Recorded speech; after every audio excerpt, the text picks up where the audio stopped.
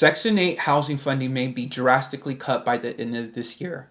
What does that mean for you as a real estate investor, and how does that impact the housing market as a whole? What's up, YouTube? Biz Matthew here. Welcome back to my channel. In today's video, I'm going to be talking about a new proposed budget that came out from the White House that will cut Section 8 housing funding by 40%. Right? And so if you're a real estate investor and you rent to Section 8 tenants, this is something that you have to listen. Or if you're an investor that you sell to landlords or you sell to investors that rent out to Section 8 housing, how does that impact your business, right? Because a landlord is going to be more hesitant and cautious on buying a property that has Section 8 tenants. And so in today's video, we're going to drill into some articles. I'm going to actually even talk about my own story on looking at a property that has Section 8 tenants and what's my thinking now, now that these news have come out. So make sure you all like this video, subscribe, and be sure to comment down below your thoughts on what you would do in this situation. What are your thoughts on these new proposed budget cuts coming out from the government? All right, so the potential elimination of Section 8 housing vouchers and roughly 40% cuts to rental assistance were included in a White House request to the HUD department, the U.S. Department of Housing and Urban Development. All right, so as you all know, whichever side you're on, these are the facts that the government, the new administration, Trump, he's trying to do cuts. And honestly, should there be cuts? Yes, 100%. But where should it come from and who should it be aimed at? That's where the subjectivity lies. Now, one area is housing that they want to cut. And one of their main reasoning is because they believe people are abusing the system, essentially like using Section 8 when they don't really need it, or people are too reliant on it, right? Where it doesn't push them to actually earn more money so they can get off of that eligibility so they can use their own money to find housing. So and people, they don't want them to be reliant on it. So I mean, I guess that's the pro. That's their mindset. That's their goal. That's their vision. But the reality is that it can lead to other harms if they totally take this away. So some experts warn that this can lead to dramatic increase in homelessness. So that's a big thing. Homelessness has been big on the rise in a lot of big cities. And so if you take away Section 8, that will increase that even more, which makes sense. Now, under the proposal, states would have more discretion over how federal housing funding is used. So part of the proposed plan is to, instead of giving more money, they're just giving more authority to the states to make that decision on their own. And so another thing is, how does the current Section 8 program work? So tenants typically pay 30% of their income toward rent, and the remaining portion up to the limit defined by the fair market rent. And so a lot of times, actually, in some areas, you can get more money from a Section 8 tenant than a regular tenant. And this is true. Like, I'm surprised at how much that Section 8 would be willing to give. Now, you have to go through inspections, right? The government comes out and they make sure your house has a good roof, the HVAC is working properly, all these things that you should be doing anyways.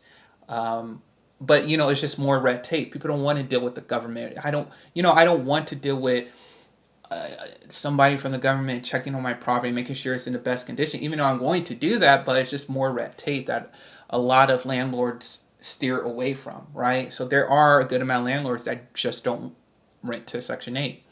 And now with these new news, that will limit the amount of good business owners to rent out to Section 8.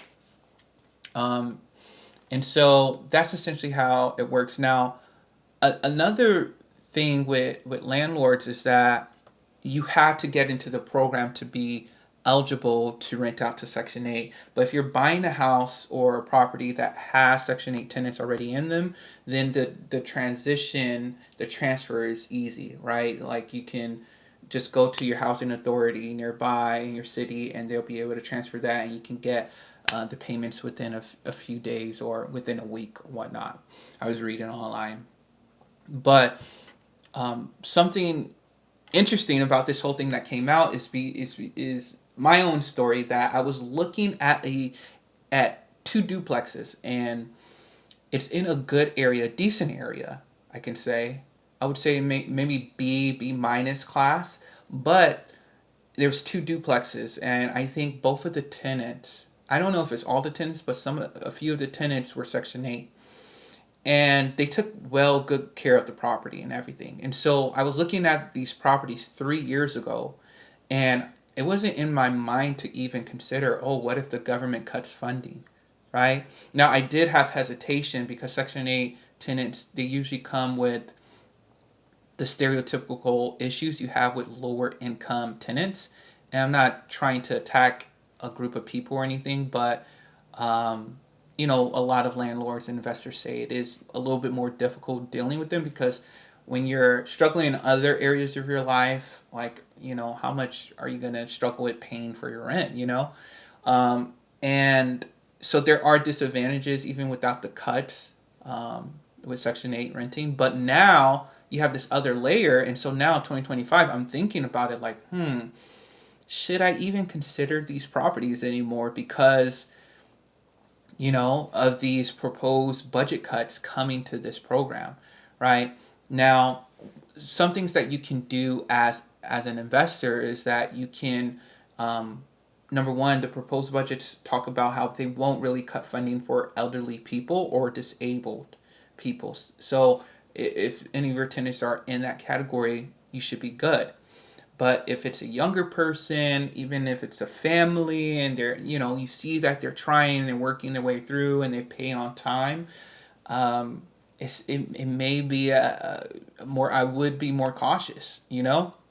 So those are some things that you have to consider. Now, if you're wholesaling, if you're flipping properties, especially if you're wholesaling or you're selling these properties, you have to get these at a steep discount because what landlord, now that these news have come out, is going to pay even market value for these properties, knowing that cuts may happen with Section 8?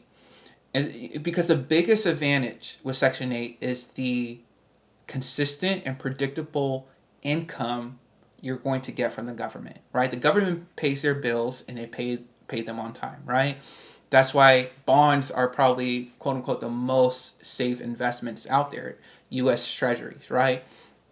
But now all of these things, that's happening is shaking a lot of things, even in the bond market. But these different budget cuts can scare a lot of landlords away.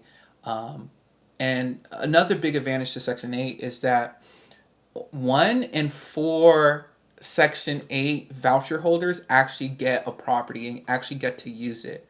And so there's a long list of Section 8 voucher holders. And so you will always have a tenant. You just go on their website, you'll find somebody just like that.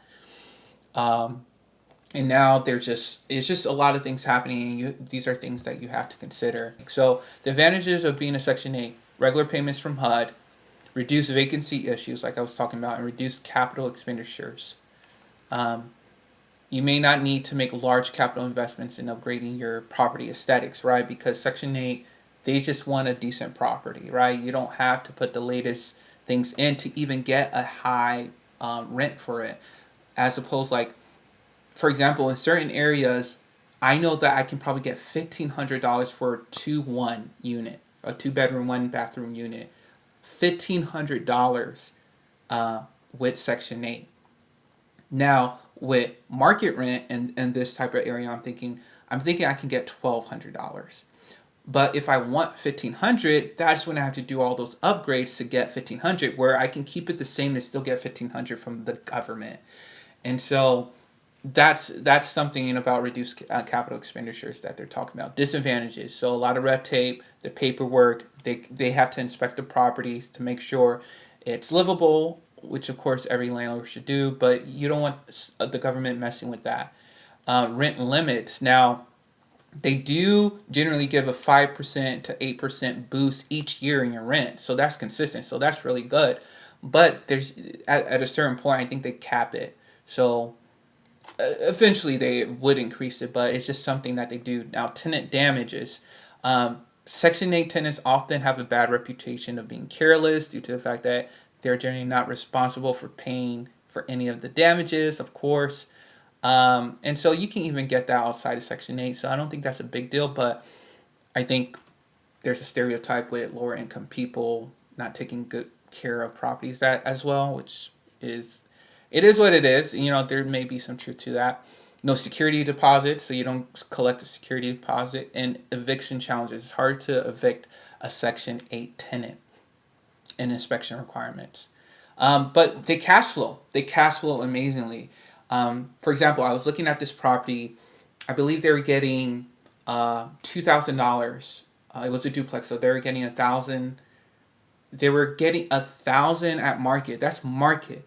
Now with Section 8, I believe they were getting like 1,200 on each side. I think they were getting like $2,400 a month, and they were going to sell me the property for 180,000. So that's a great cash flowing deal.